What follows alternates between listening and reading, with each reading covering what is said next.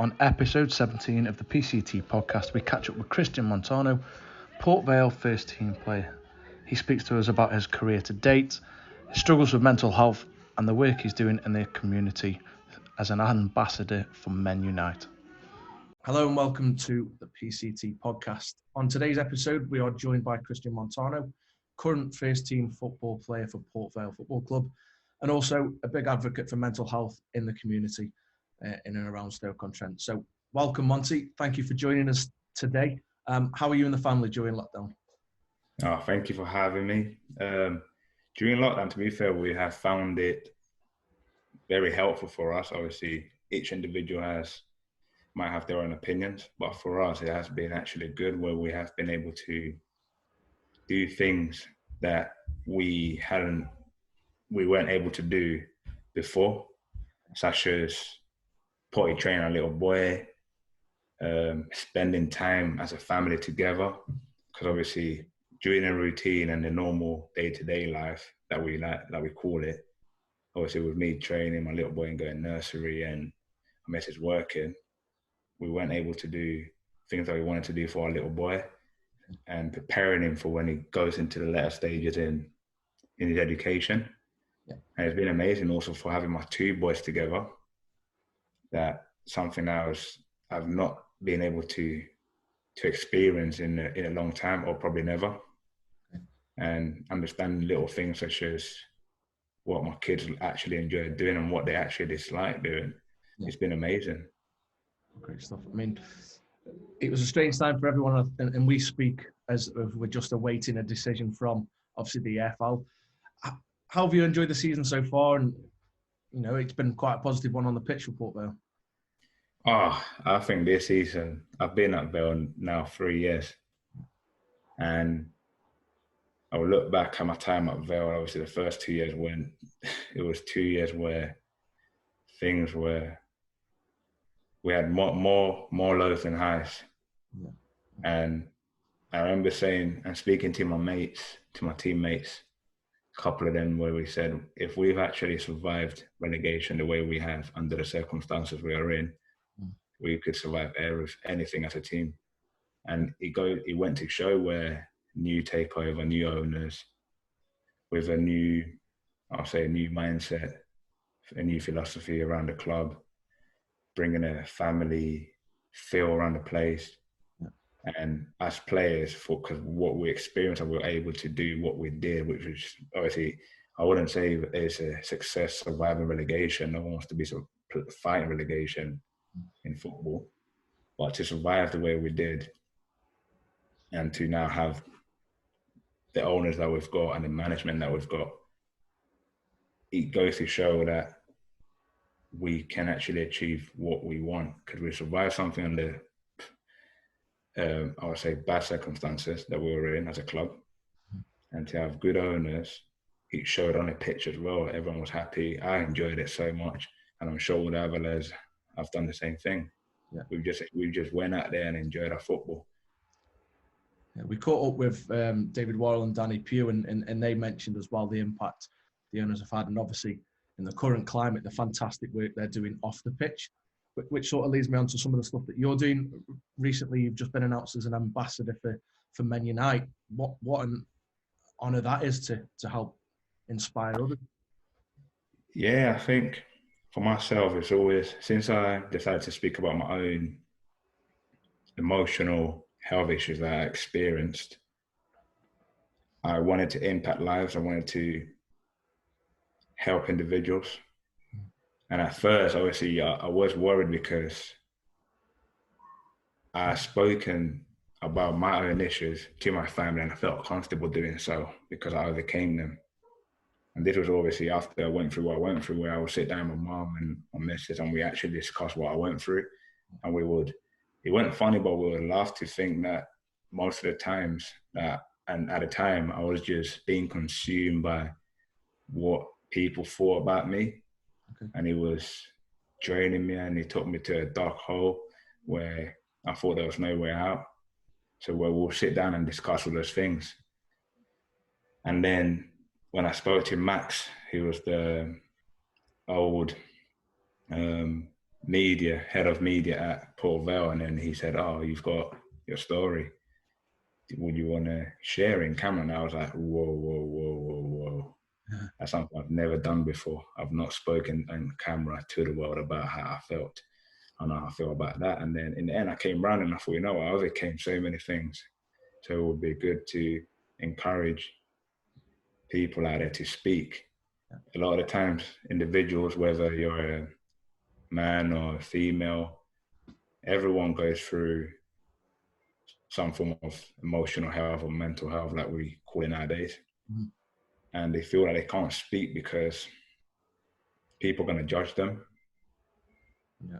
They can't speak because maybe their friends are so-called hard people that, oh, he's soft, or you need to get over it.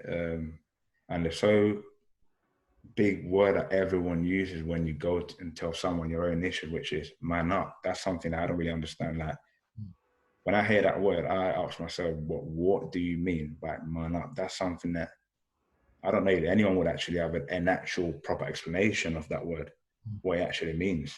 Yeah. So I just thought, I'm going to get out there and speak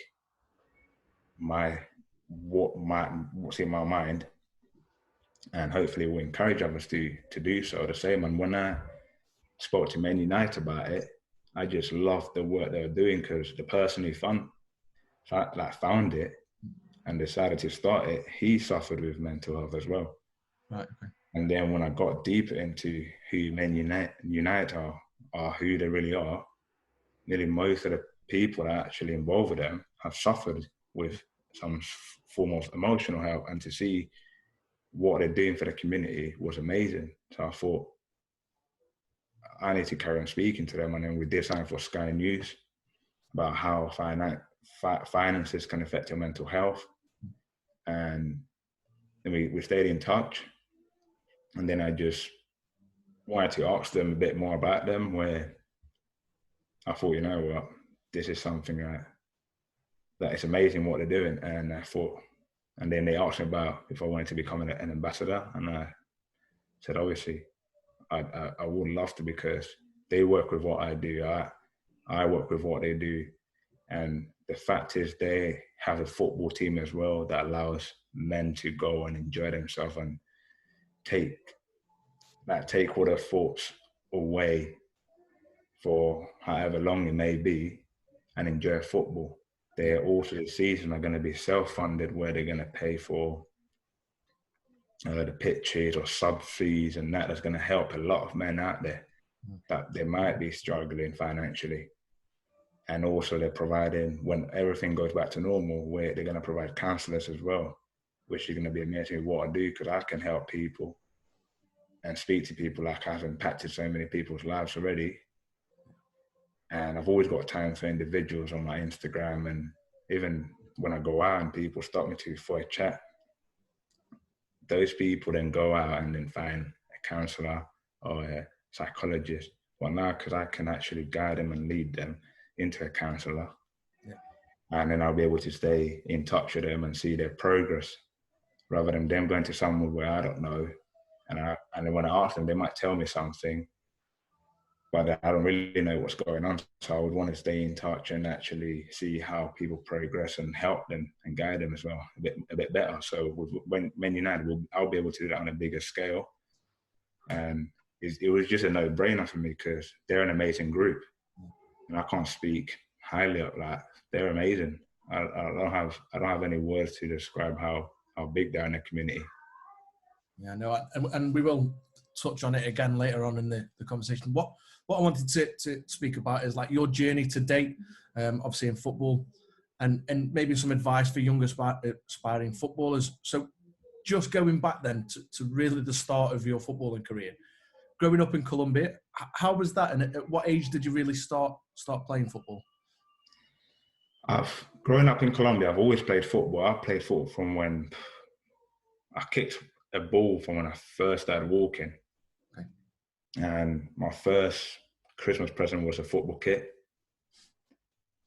And I love football. Everything I wanted to do was playing football, because of my culture and where I was raised. Obviously, I was a kid that was blessed with a lot of things from my mum, especially. Loved everything I wanted, I had. But I didn't know you could actually, I might sound ignorant or people might think, oh, that's a lie or whatever. But for me, I didn't even know you could have a career playing football. Right. My mom never said to me, you could actually earn a living from playing football. You could actually achieve what you want from playing football. I just saw it as a hobby, what I love doing. I still see it as that. And it got to a point where she basically asked me what I wanted to do. Okay. As an adult, what was my dream? And I said basically, it was something basically bad, nothing to do with football. And she said, no chance. Yeah, that's not right. I said, Mum, but a lot of my friends that I see, this is bearing in mind, I'm only 7 years old. Oh. Yeah. Colombia is an open country, like from the age of 3. I mean, 3, yeah, you can crawl or walk out your house basically, and everyone knows everyone. Yeah. So you grow up quite fast. You get to see everything. You're not blindfolded to the real world. Yeah. You can see everything. You hear gunshots here, or whatever, anything. And my cousin obviously was into a lot of bad things who I grew up with. And I see what he was doing. So my aspiration was to be like him, basically. Okay. And because he had a lot of respect and whatnot.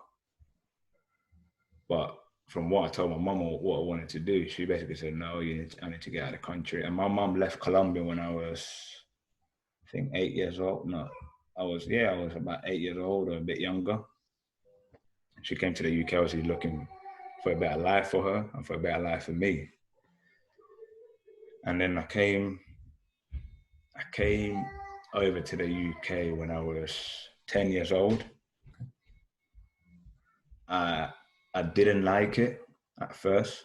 Okay. I've come from a warm country. Yeah. I come from a place where I'm free to walk up my house and I know everyone, to a place where I don't know anyone. It's cold. I came in December as well, so it was snowing that time. I can't speak a word of English. What am I doing here? Yeah. I used to cry every night. I said, Mom, take me back home. I don't want to be here. And then one night I saw my mom crying, and she basically said like how hard she's fought and how hard she's worked to obviously try and give me a better life. And then she asked me what I want to do. And I said, well, okay, I'll stay if you find me a football club. And yes, I'm 10 years old. I already knew basically, I had my own mind at that age from experience what I experienced in Colombia and what I've seen. And she asked a few friends that she had, like the Colombian community in London is quite big, like Latin American community is quite big. So she asked a few friends that had kids similar age as me. Oh, what's your son doing? Has he got a football club? All of that.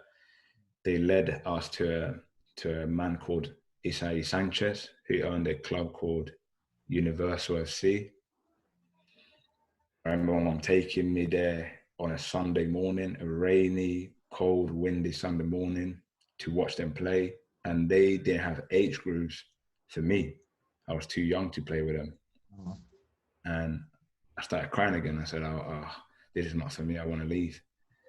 And then she then turned around and told a guy, look, give my son a chance.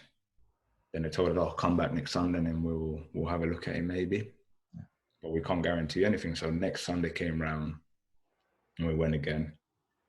And one of the players didn't turn up. Okay. So I see them, they were getting beat. And I said, look, I know they're older than me, but please give me a chance. Give me a chance, I'll play. And it was easy for me because they were Latin American as well. So the whole team was full of like Latin American kids so that everyone could speak Spanish. So it was so easy for me to communicate with them. So I said, I'll play. I'll guarantee you I'll score. Please give me a chance. And then they said, okay, come on. They put me on the second half and I went and scored about 2 or 3 goals. because I used to play up front as a kid, and then they said, no, we need to. So what they done, they basically forgot about the other kid, and I started playing under his name. Wow, a bit of a different way into football, I suppose. And you were signed then to West Ham. Did you know of any interest that came about? And when you did join the academy, was there any sort of cultural differences or difficulties just adjusting to academy? Yeah, I will go back to, obviously, the way I got scouted at for West Ham was at Watford tournament. Okay. Where obviously you've got a lot of academies, and then you have obviously all your little semi-pro teams, and then you have your little Sunday league teams as well, having their own little tournament. So, and then you've got scouts going around every pitch just looking at players. And I was playing really well for Universal FC. And then after one game, I had the manager, Isai Sanchez, came over and said, oh, by the way, there was, I think, 4 Premier League clubs. Wow. He mentioned all the names, but obviously there's no point of me talking about them because I didn't end up going there. And he said, obviously, West Ham are one of them. But then he turned around and said, but I don't think you're ready yet, Chris. I think you need more time with us. And obviously he didn't want to lose one of his best players. So he was trying to talk me out of like thinking, yeah, professional team. Yeah. And then my mum then said, no, look, I think my son's ready. Just give him a chance. And it was under 12s where I lasted with the team for 1 year from 10 to 11. Mm. And just before I turned 12, I ended up actually going there on trial. Okay. In the end, because it was a long forwards and backwards conversation between the club and West Ham saying, look, we'll give him a trial, let him come training. And I ended up going to train with the age group above me because the age group below me went training that day. So it was at a little park where they had a few players just training with one of the coaches just to have a look at me. They put a session on, mm-hmm. Trained on really well, and they said, oh, you look good. There's a game on Sunday with your age group. Do you want to go there? And I said, obviously I want to play, but I still couldn't speak a word of English. I was just saying like the little words here and then. Yeah, I'll play, please, thank you, things like that. So I couldn't really understand anything. And luckily they had a translator a guy who could speak, he was Italian, but he could speak Spanish and English. And he told me everything. I said, yeah, I want to come. And I remember, obviously, I went too well with like underground trains. I went too well with all of that. And neither was my mum, even though she's been in the country for longer than I have. We had to go to Newbury Park train station, Central Line, and we ended up getting lost. Actually, my mum didn't drive. And by the time I got to the pitch, the game had already started. So I was late for my first game on trial. So I started panicking. And then what gave, it's as weird as it sounds, or as small as it sounds, it was, as a kid, you always want to play with, I want to be number 7, number 9, number 10. I got to the changing room and number 10 was laid out there for me. Wow. And I was thinking, wow, number 10, they must rate me then. Mm. So I got changed, walked over to the pitch. We were playing against Coventry at Chadwell Heath. I think it was, Chadwell Heath or Little Heath. I think it was Little Heath. Mm. And got to the pitch, done my warm up, and they said to me, to be fair, I didn't even understand what they said to me. They said, from what I understood was, do you want to play up front? And I said, yeah. But I didn't know what they were saying to me. I said, yeah. And the manager got his little clipboard and was showing me where to be, like trying to explain properly. And then I came on in it, because back then you used to play, I think it was 3 quarters or 4 quarters, I don't know. 4 quarters, that's what 4 quarters. Yeah, 4 quarters, yeah. So I came on for like the last 15 minutes, 20 minutes of the last like half of the game. And then I came on, won a penalty, we scored from it. and then I scored 2 goals. Nice. Straight after that first trial game, they said to me, "We want to give you a contract." Well, they spoke to the translator who told my mum, and my mum told me I was excited. I signed, but then it was hard. It wasn't easy because we lived in North London. My mum had about 3 or 4 jobs. Wow. I had to go to school, and the journeys that we had to take, sometimes I had to get a bus from school to Liverpool Street. My mum would meet me there with my lunch. Like, she would obviously cook at home, take it to her work, and then when I had about 4:30, she would meet me in Liverpool Street with my training kit. I had to obviously eat on the train and get changed on the train in front of all the commuters and people looking at you obviously weirdly. Oh, this food's obviously smell of food and the train's packed. But obviously I didn't care. I come straight from Colombia where no one cares about anything. Yeah. You just eat your food and get changed wherever you can. Yeah. And the journeys were long days for me, from my mom, where we'll be at the house she'll be at the house from 6 a.m, where I would wake up and I'd have to obviously feed myself. And we lived in a shared house together. This is something I never really spoke to anyone about, and I shared a room with my mum, and I wouldn't see her from when I woke up, because I wake up on my own in a house full of people that I didn't even know. I'm just a kid, basically. You get me? At this time I was 14, 13. But it's obviously now I understand it, because obviously she was trying to give me the best life for me, you get me? Yeah. So I'll go to school, then I'll meet my mum about 4:15, Liverpool Street. We'll get the train together, we'll get changed. Then we'll have to sometimes walk from the train station to the training ground, which was about half an hour, 40-minute walk to train for about 7:30 and 6:30. Training started, then get on it. Obviously, finish training quite late. Get on a train back home, and do my homework about 12 at night. Wake up again at 6, and that was my routine from under 13s till before I turned scholar, basically. Oh.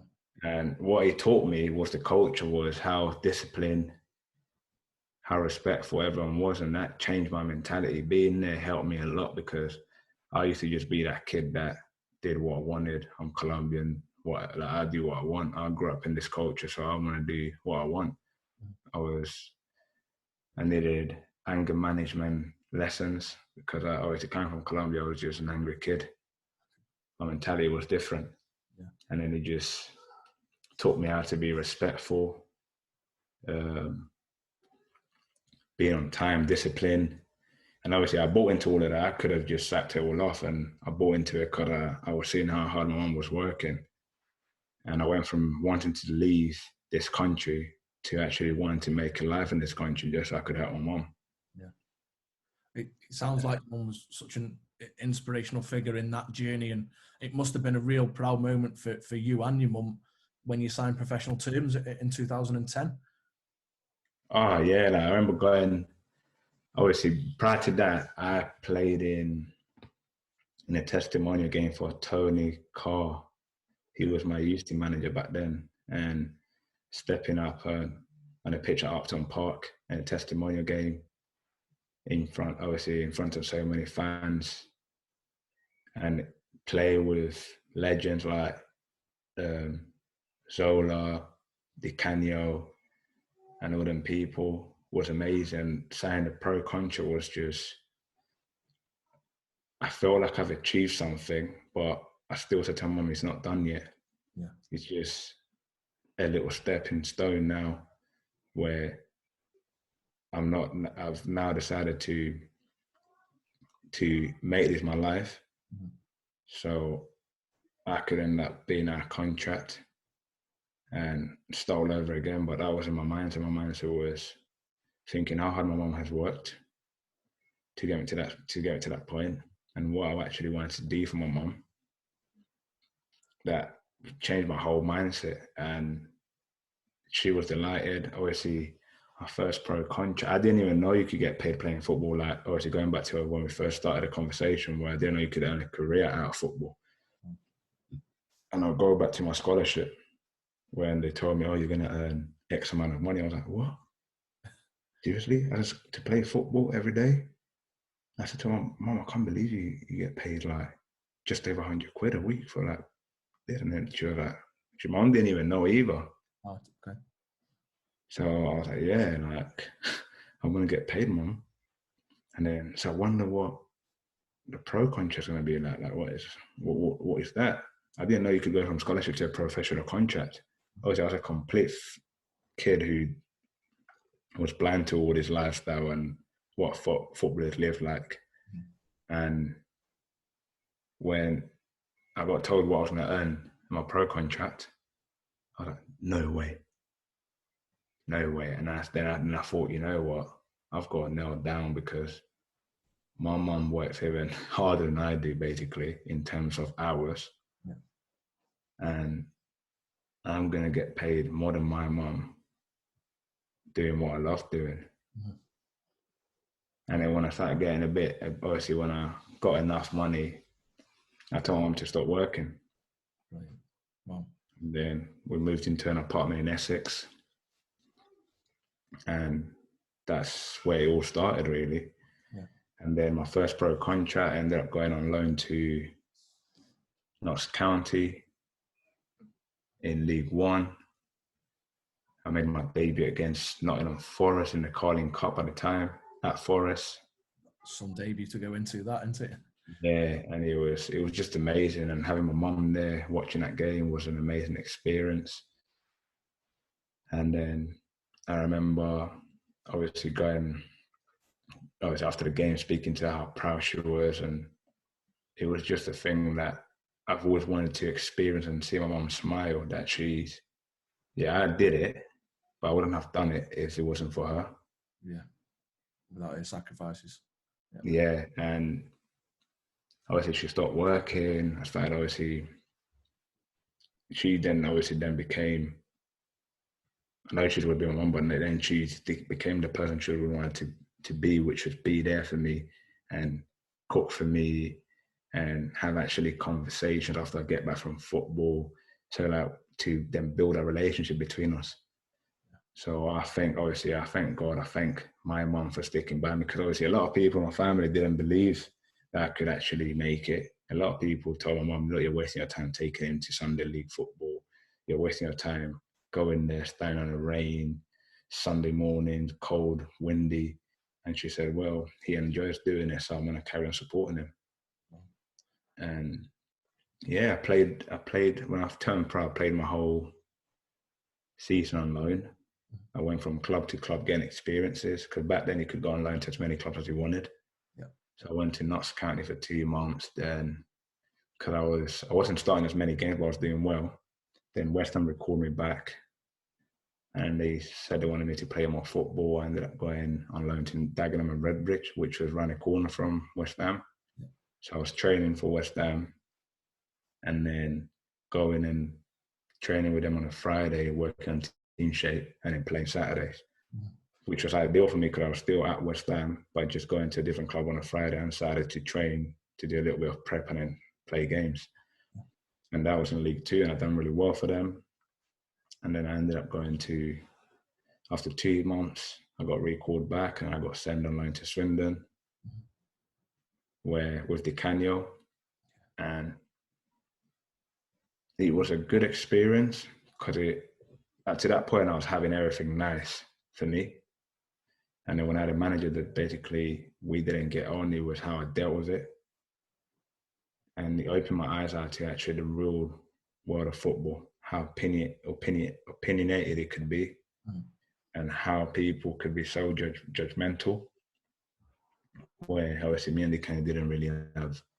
We had a great relationship before I signed for them, and while I signed for them, and while I was there, we just clashed, and it was for like weird small things where he's someone that, from what I experienced, someone that he wanted me to go to him and beg him that I wanted to stay there an extra month.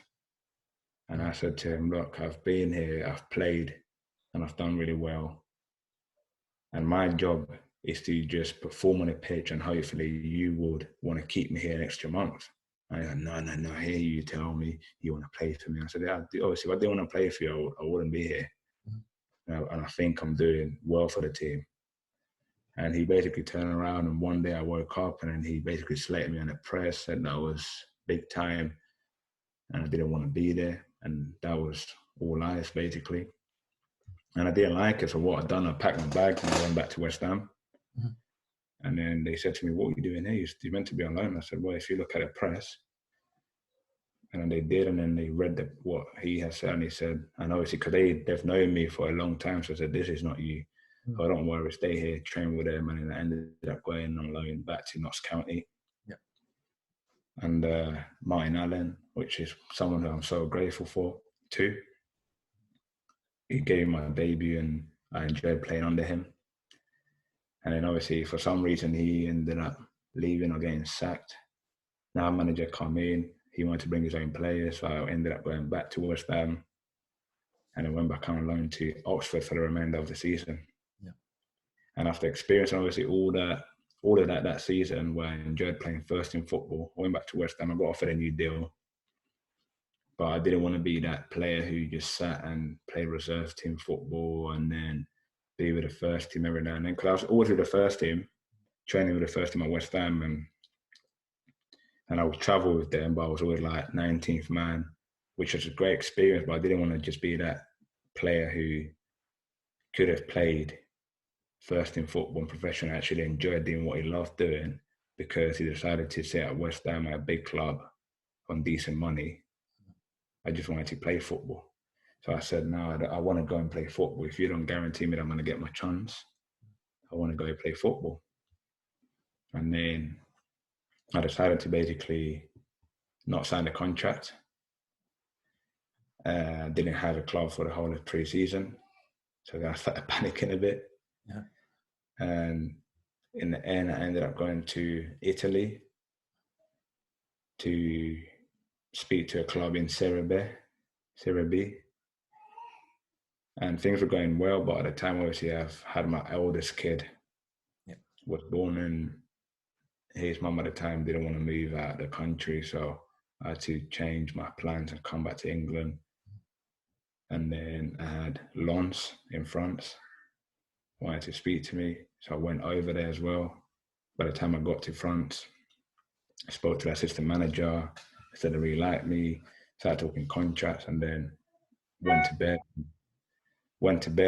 And I was literally getting to sleep. The door at the place where I was staying went off, open, and it was the guy who basically picked me up from the airport and said, I'm going to have to take you back to the train station to get a Eurostar back to England. I said, why? He said, well, Oldham have agreed compensation with West Ham to sign you. So I ended up coming back. I went to Oldham, and that's when my first in professional football started. Went to Oldham and loved it there. The fans were amazing. And then I got caught up in a little scandal. And then obviously ended up getting sacked. And they have no chance to explain myself and to give the reasons of what went on. I just got arrested.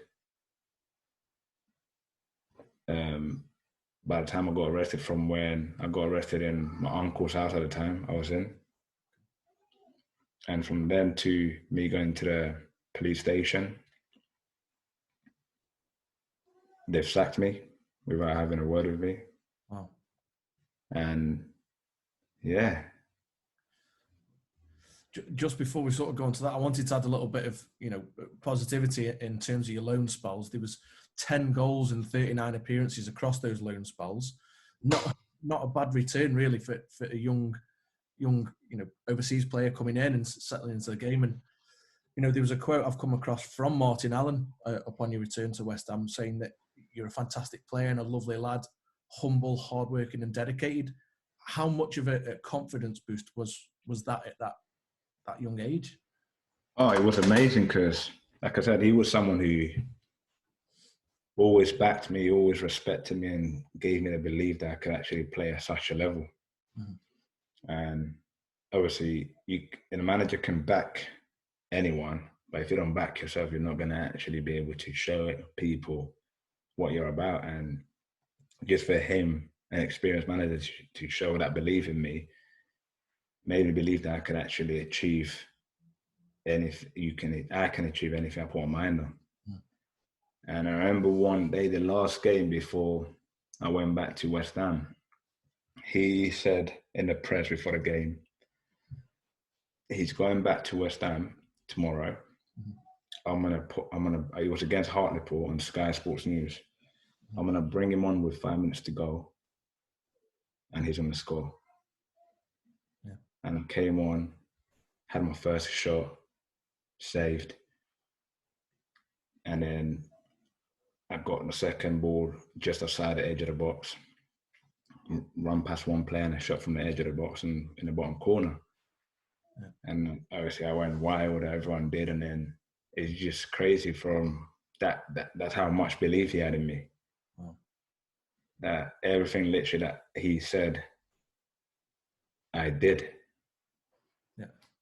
And it's someone who I respect so much. Every time when I've played against his teams, I've always, someone I would always remember for the rest of my life. Because thanks to him, I'll say obviously thanks to my mum to start with, thanks to God, but thanks to him in the football industry, I've managed to believe in myself that I could play professional football. Yeah. No, it must have been so inspiring at that age to hear that level of support. And as you mentioned there was, these allegations which were later dropped, and rightly so. Disappointed at the lack of support from the club, and obviously then a move back to Colombia then followed. Was it good just to be playing back home, or did you miss England in the football over here? I think at the start, being dismissed without any support was obviously hard to take, because Oldham, a club that to this day I still respect and love, because I would say they were my first proper club in terms of I've signed pro deal there, and I played first team football for a club that I was contracted to. But then obviously I don't blame the fans for saying or giving me all the abuse they gave me, because press is press and bad press is what always sells, whether they know the truth or not. Is what they did, and they made everyone believe that I was guilty of something I didn't do. And maybe what I said or how I came across in the video that I got recorded in made them believe that I was guilty, but they didn't know why I was saying what I was saying. They didn't know the pressure that I was under. Yeah, people can say, and I could say, and I've learned from that now, where I could have spoken out and sought help. But at the time I was young, I was naive, I was scared, I didn't know who to turn to, even though I had the backing of the manager, Lee Johnson. He knew me really well, but I just didn't feel comfortable speaking about what I was going through at the time, where I could have gone to him and said, oh, by the way, man, Gaffer, this is going on. I'm being pressurized to do this. And obviously, because I already said I would do it, but because I've not done it, they're putting more pressure on me, so I don't know what to do. I didn't have that in me to do. And I felt alone. I felt like on my own, I was back against the wall. And then to be dismissed in the way I did, even though the manager, Lee Johnson, when that was going on, when he first went out on the press, what's happened, he rang me and said, what have you seen the press, Chris? And I said, yeah, I have. I'm coming back up to Manchester now to speak to you and tell you what's happened. He said, okay, I'll wait for you. Let me know when you're back in Manchester. I could come and speak to you. So he showed me great support. And even thanks to him is why I'm also playing back in England. And obviously we'll get back to that in a minute. But at the time, I was going for another case. when the obviously the scandal at Oldham came up, and both of them things, and being sacked, not having income, all the pressure that I was under, forced me to obviously have thoughts that I'd never had before, which was obviously my own life that I was putting at risk, and also putting on for a lot of stress, and I can't describe, because the pain that I put my mom through was it was just sad. Now that I think about it, it was just sad that I weren't able to speak out or have the courage to do so, because I was scared of being judged.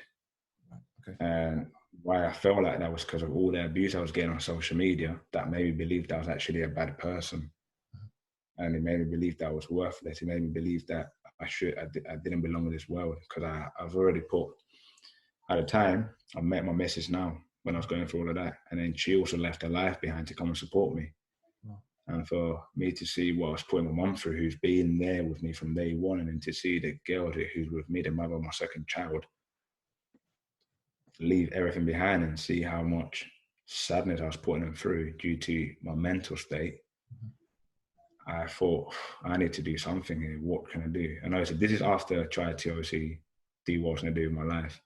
Well, I came to terms with everything when I spoke into my mum properly, and I was able to explain what was going through my thoughts. I ended up winning the first case. I had to face the first trial. And then a month later, I ended up getting a £900 check from the court, which was obviously, now that I look back, it wasn't enough because of what I went through. But then it was a lifesaver where I made a smart decision to get away from, when I say to you about my paradigm changed, then became conscious a little bit and subconscious, where I started thinking about my habits, what I loved. So I then became creative with myself. I've got no club. I'm injured because I've done one of my ligaments in my knee at the time at Oldham, and they didn't even take care of that either. So I got injured playing for Oldham. I got sacked. I'm injured. No club wants me. What am I doing? I've got all this over my head. What am I doing? And I thought, you know what?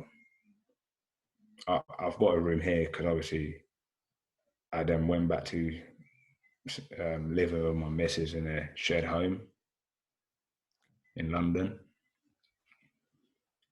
But I wasn't allowed to be there. The owners obviously just said obviously one person. So I had to sleep there, and then in the morning I had to then get out of there. So I spend basically the whole day in the streets until my missus finished work. Wow.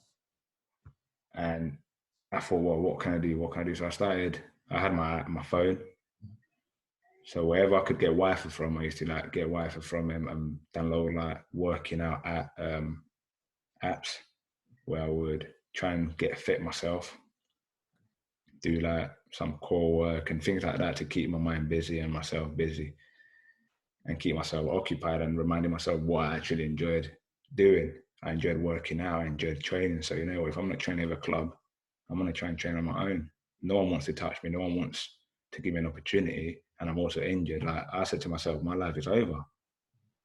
And with that check that I got, I said to myself, I've got a lot of negativity going around me. What should I do with this? Should I make this £900 stretch where I could eat good for a month? Yeah. Or should I just leave this country? And I ended up looking for a flight to Colombia. It was worth 1,200 one way, but I only had £900. And I was thinking, what should I do? So I had to then borrow 300 quid from someone else. And that's how much I believed in myself, because I actually borrowed 300 quid from someone to go try and change my life around. And even saying so, there's a guy, you've probably seen it, I've been reposting a lot of things on Instagram. His name's Wanga Odiel, Elite Sports Management. Yes. So he owns that. He lived in Colombia at the time, and I didn't know him. Someone just rang him and said, "Oh, there's this kid, Christian. He's going to Colombia. Can you pick him up?" He didn't know who I was. I didn't know who he was. I just borrowed his friend a quid, bought my flight ticket, told my missus, "Look, babe, I love you, but I need to change my life around. And I can't do it in this country because everyone's against me." And went to Colombia. He picked me up. And then went from then. He then said to me, "Look, I'm going to speak to this manager here, America de Cali, to let you train." Thankfully, the manager at the time knew me from my time at West Ham. Where he said, "Oh, Christian, yeah, that skinny boy, tall boy from here tell him, I know about his problems, I know what he's been through. Tell him that he can come here and train and we're not going to judge him." Yeah. And I'm in a city that I don't know pretty well, Cali. I'm Colombian, but it felt like I was in a different country because I've never been in Cali. If I went to Cali when I was a kid, it was just in a bus, just going past Cali. I'd never actually lived there or been to the city properly. So I was in a complete different environment, different surroundings. I didn't know Cali at all. I was always scared. Obviously, you hear in Colombia, "Oh, Cali is beautiful, but it's dangerous as well for people if you don't know your ways around it." So obviously I'm there scared every time I'm looking over my shoulders and whatnot. And it just changed because I believed in myself, and he encouraged me as well. He said, "Look, you're a good footballer. I know you. Obviously, I've seen videos of you when you was at West Ham, what you did at Oldham, what you did at Notts County. So just believe in yourself. Go there, train." And I went there training, and it was hard for me because I went from being injured to do my own rehab. I didn't know what stage it was of my rehab. So I just had to put myself through pain and just the hunger that I had to just train and get fit. And he lasted 3 months where I was obviously still had no money. He would feed me with what he had. Some days, obviously, he had his own issues as well. They had to sort out. So I would just, I wouldn't go as, I would say not begging, but I would have to turn to certain individuals to like just borrow me a tenner here so I could eat in Colombia. Oh. And it lasted 3 months, and then after the third month of me being in Colombia, the owner came around and watched training once, and then asked who I was. Okay. Then I told him, and at the time, America Cali were in the championship in Colombia, and he said, "I like this kid." Obviously, me. Mm-hmm. Let's sort him out. I want to sign him, and I said, "I said, to be fair, I should be snatching your hands right now for this opportunity, but I'm honest, and I've not played football for so long. I could break down any time, and I don't want to let anyone down. And I'm just here to get fit, and I appreciate the offer, but I don't want to take it." And then he came to watch again. He liked me, and then he said, "Look, I want to sign you. What do we have to do? How much do you want?" I said, "Look, with me, it's not about money. It's more about I want to be in a home. I've not had a home for so long. So can you not give me, like, if I sign here, I want a home." I said, "Okay." So then I had an agent who was apparently helping me. He then flew out, sorted my deal, and the club made me the second highest paid player after all of that. And got my first pay, and with my first pay, I managed to fly my missus over. Yep. Then at the same time, I managed to fly my mum over as well. And we were all reunited again, but under different circumstances.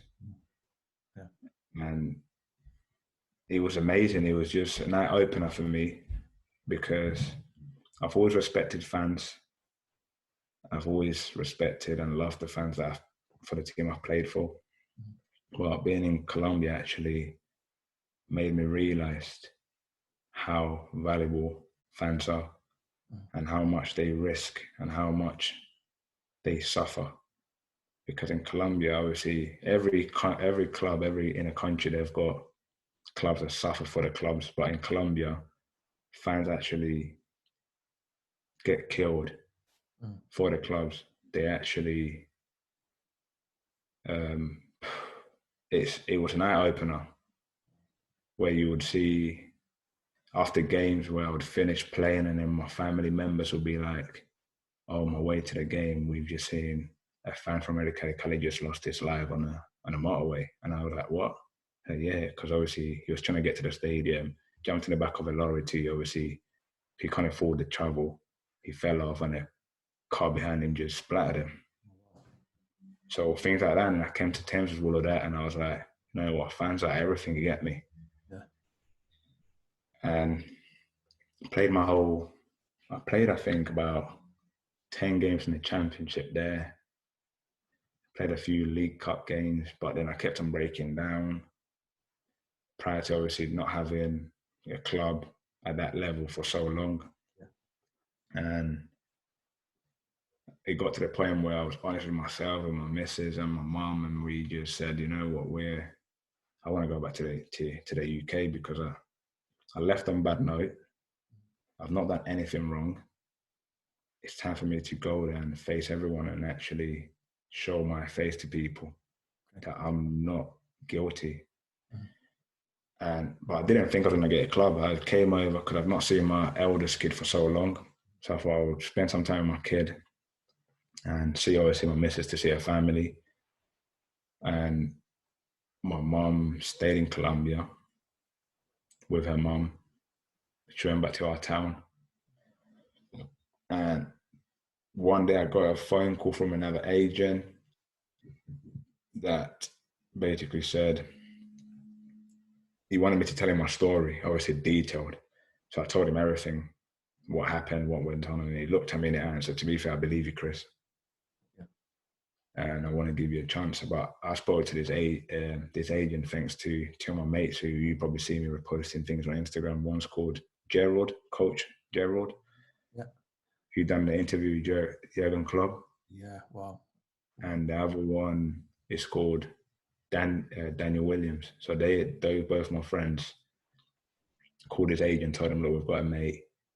Here's this, is like that." Speak to him. He came over, spoke to me, said, "Look, I believe you. I'm going to help you." And then within a couple of days, he rang me and said, "You want to sign for Bristol Rovers?" I said, "Oh, obviously, why not?" Yeah. And they told me they'd just been promoted from the conference to League Two and they want to sign you. And I said, "Oh, that's interesting." And then the manager rang me, "How much do you want to earn?" What's the question again? And I said, "Look, I've come over to show everyone that I've not done anything wrong and I'm not hiding from no one. So you give me what you want to give me and leave it as that." Yeah. And I want to play football. And then he then turned around and said, "To be fair, the reason why I knew you was in a country and the reason why I want to sign you because I spoke to Lee Johnson, who's still Bristol City manager. And he advised me to sign you that. And then he explained why he had to obviously sack you back then. Because obviously it goes way beyond managers. You've got directors, you've got owners. So it went beyond him, what he had to do. So he had to do what he had to do. But he's advised us to sign you. And they spoke to another manager, assistant manager from Dagenham and Redbridge who knew me. And they asked about my personality and everything. Obviously, they'd done their little checks behind us. They told him, obviously, he's a lovely lad. He just caught up in a scandal that we believe he was guilty of. And that was it. And then Darryl Clark said, "You know what? I'm someone that believes in giving people second chances. And from what I've done, my little research, you seem like a lovely lad. So here's what we're going to give you." And the money that they were giving me was basically what I was on when I was a 17-year-old kid. And obviously at the time when I was 17, it was good money because I was single, no kids. So it was good. But then coming back to that was, I've now got a missus who depends on me. I've got my eldest kid. I've got bills to pay and all of that. So, but I said, you know what? I'm back in the country playing football, so let's enjoy it. And it must have been an enjoyable season because, am I right in saying that there was promotion that season?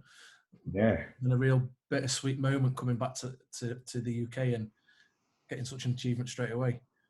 Yeah, it was amazing because obviously I didn't think I was gonna achieve that with them, but the squad we had was amazing. For myself, was being able to actually get back to the UK and back to signing for a professional club. Even though when I signed, they still had fans from Oldham who gave me a lot of abuse. You cheating this, you cheating that. I hope you break your leg here. I hope you break your leg there.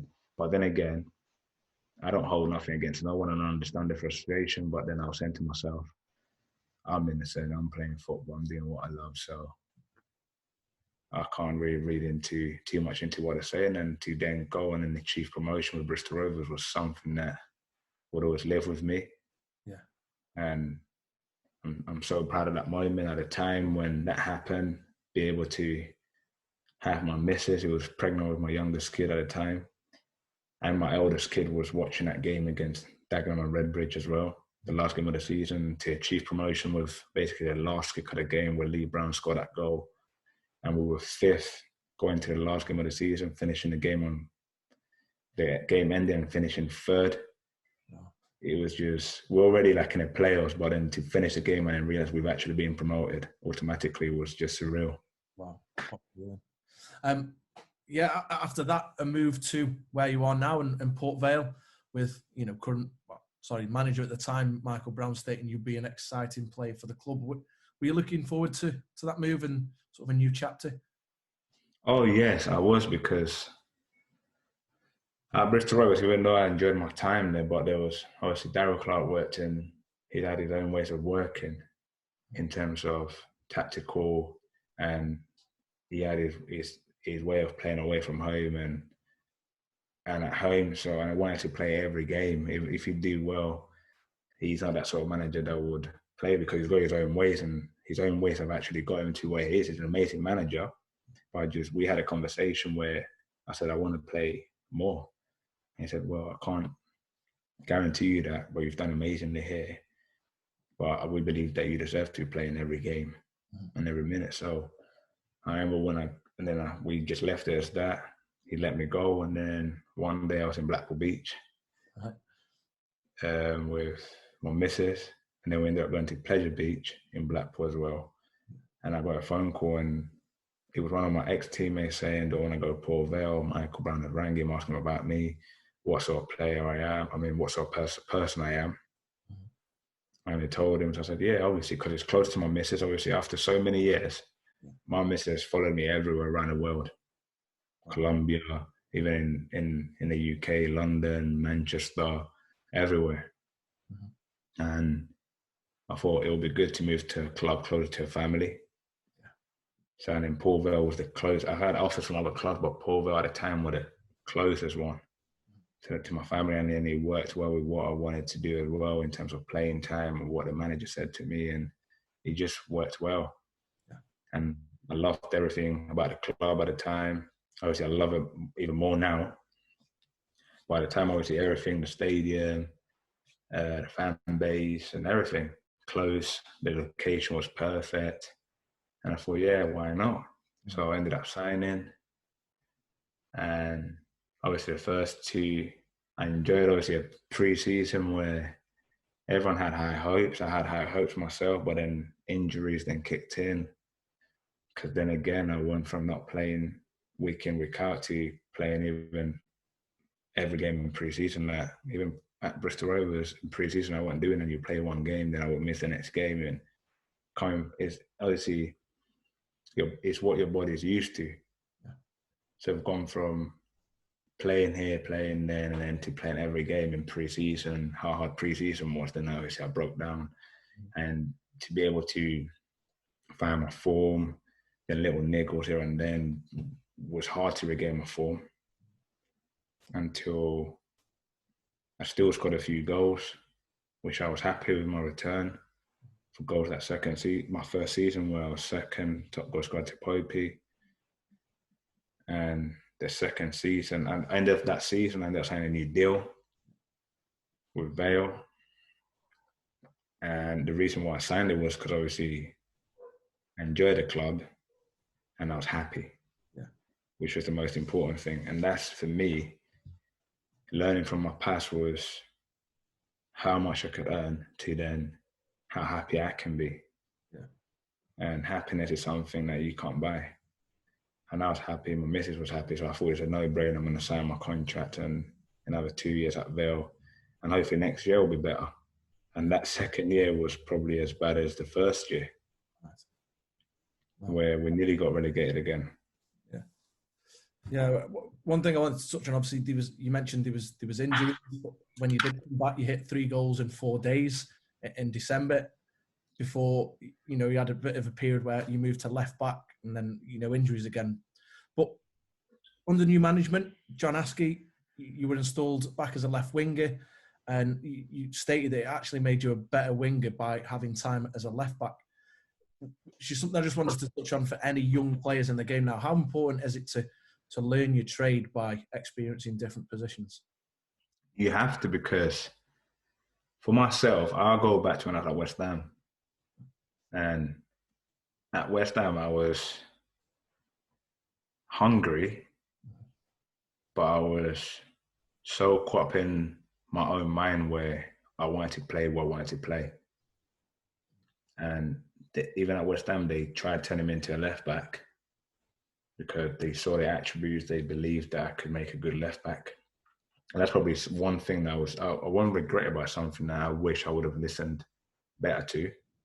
Yeah. But even though I was playing left back at West Ham for a few games, in reserve games and even in training, and the reserve games I played 3 reserve games, scored 3 goals from left back. I think it was 3 or 2 from left back.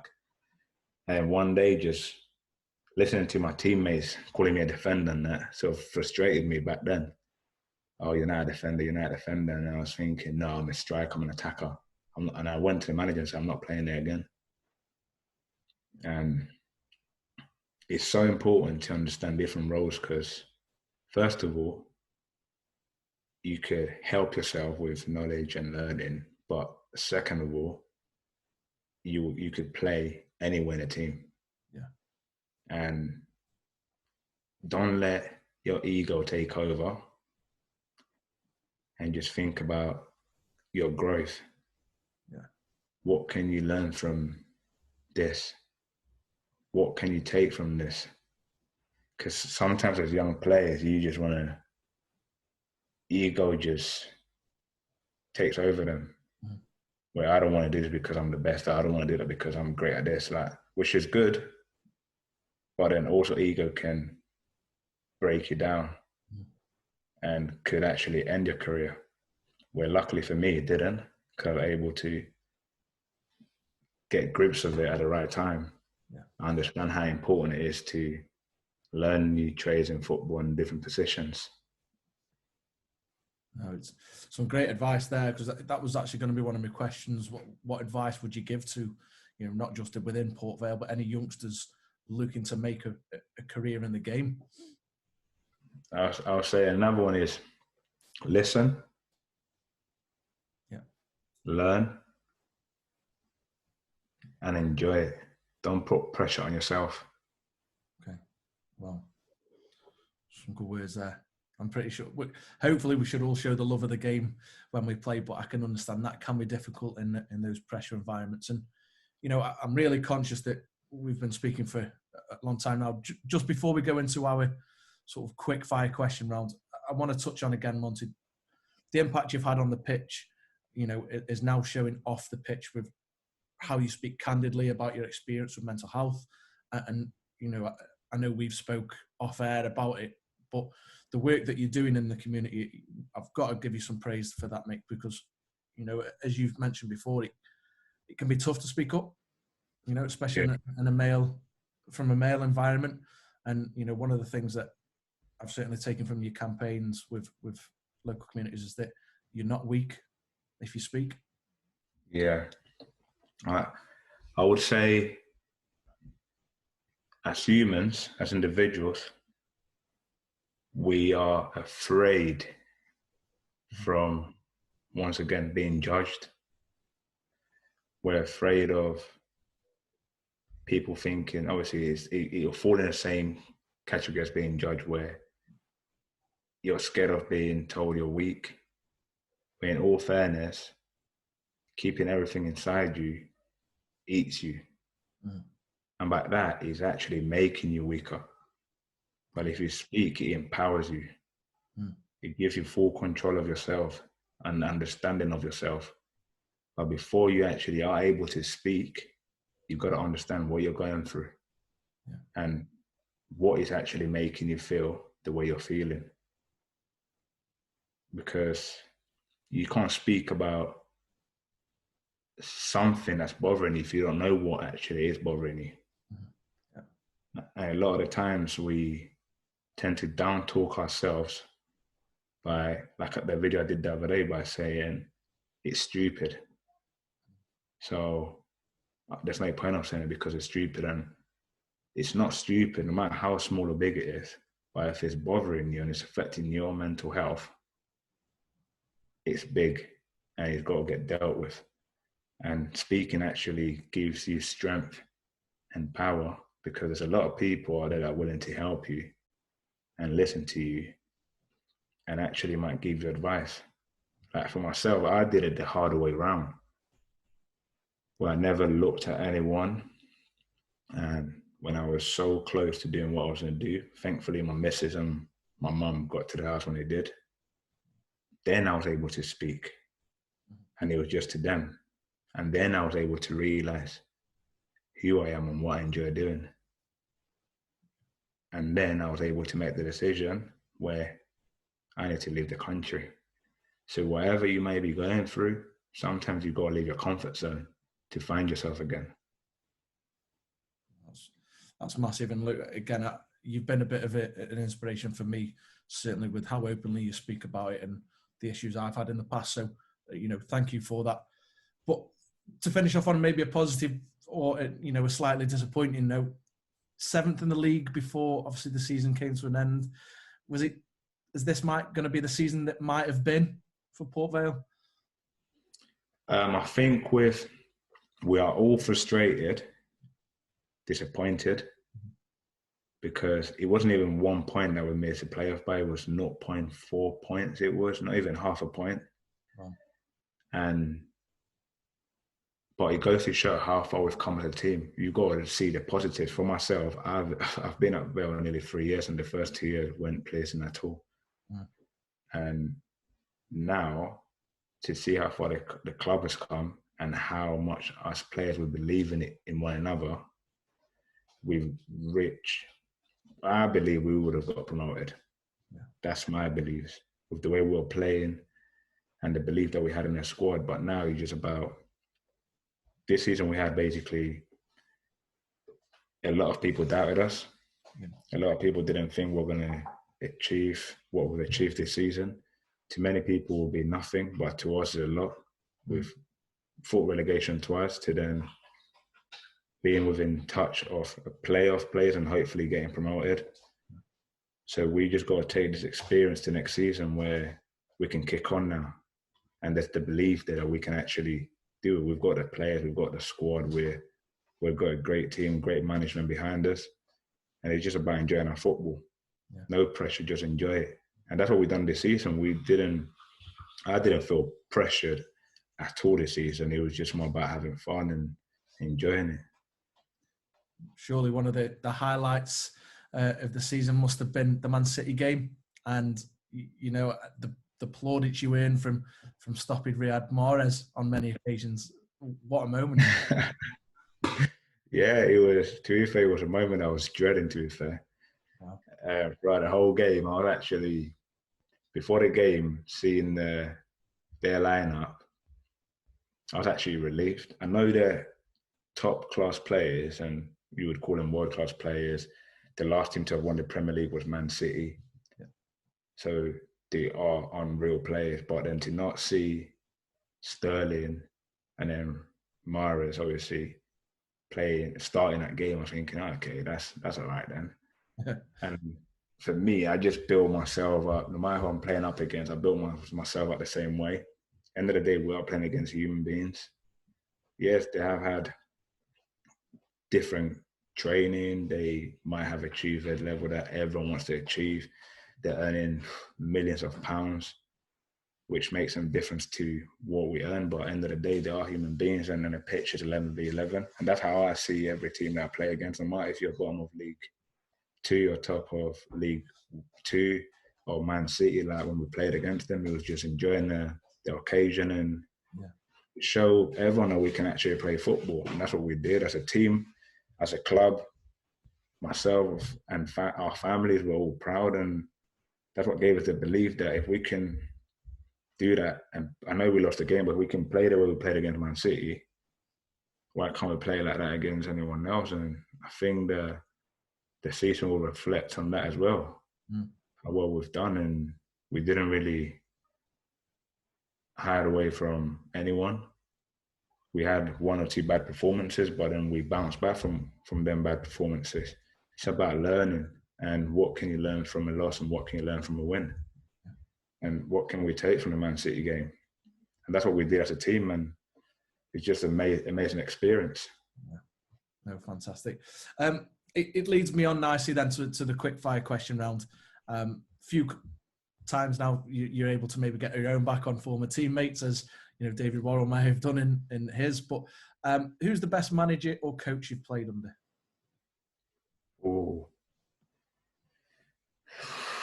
does it have to be excluding Paul Vale in terms of managers? Because I'm still playing under Askey, so played under. We can't include Askey. I'm still playing under him, and I enjoy playing under him. Okay, we'll take your current club out of it, because obviously you're football there. Prior to Paul Vale, best manager coach you played under? You know what, I would say either Lee Johnson or Darryl Clark. Okay. Lee Johnson's been mentioned a few times, to be fair. So. Or Darryl Clark, both of them. Both of them. Okay. Yeah. Best friend in football. Best friend in football.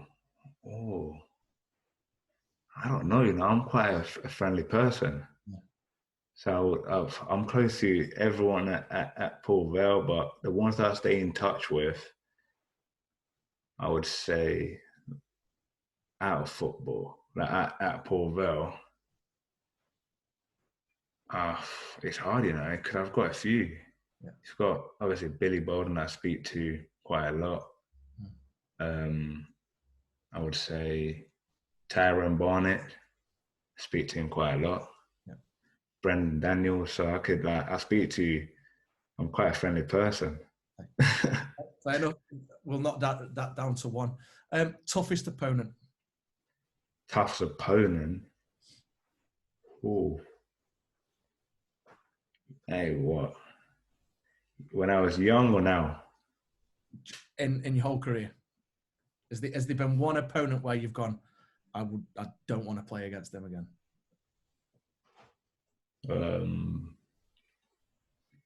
I'll take it back to when I was a kid at West Ham. Okay.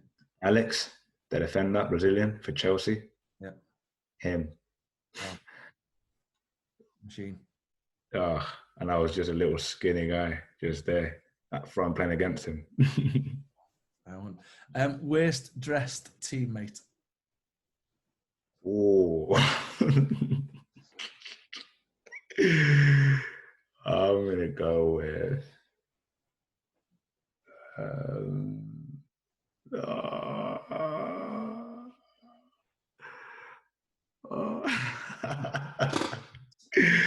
you know what? I love Popey. I'll go with Popey. Popey. Okay. Best trainer. So hardest work. Best trainer. Yeah. Best trainer. Yeah.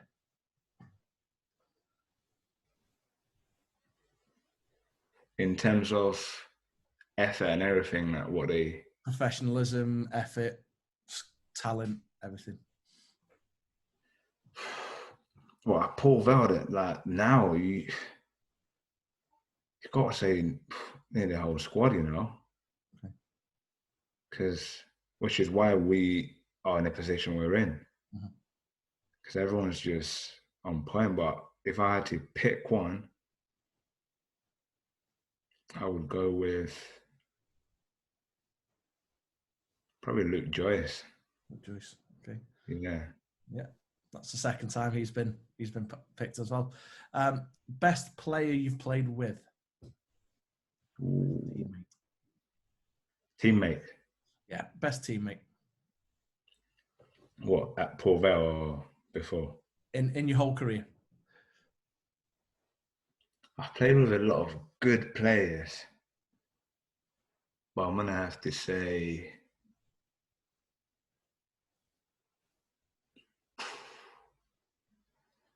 yo, this one's hard, you know. Yeah. I'll say Billy Bowden. Bill Bowden. Okay. Yeah. Is there anybody you would recommend or like to hear on the podcast? Yeah. I would say my friend Lammy, Coach Lams. Yeah.